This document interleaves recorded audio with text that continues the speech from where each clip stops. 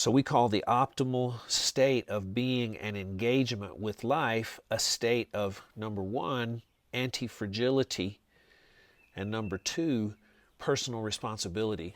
And so antifragility is a primary characteristic of what we call health, and personal responsibility defines really the approach and how I think about cultivating this state of antifragility. So let's talk a little bit about health as antifragility. Antifragility is a response to stress, chaos, and disorder. What's really important about this word is antifragility means more than resilience. It means more than being robust and strong.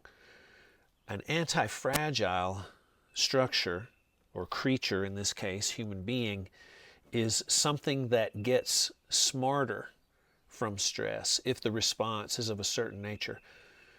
We are something that becomes stronger from stress. If our response is intelligent and wise and measured, we become more open to experience rather than closed to experience if we respond to stress and chaos and disorder in a certain way.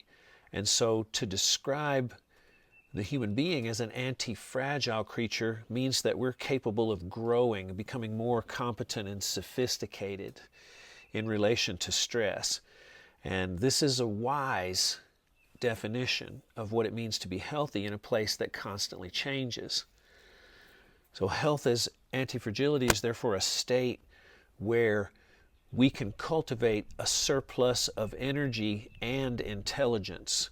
So we can have more energy and intelligence depending on how we act and respond to stress that we can then bring to bear on our situation when problems arise. Well, if you'll notice, this is a very different definition of health than the Western definition that we've given just a second ago, because we're now not talking about health as the absence of symptoms.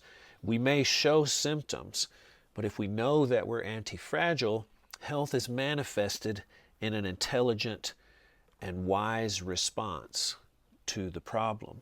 And so our definition of health transcends this limited notion of symptoms.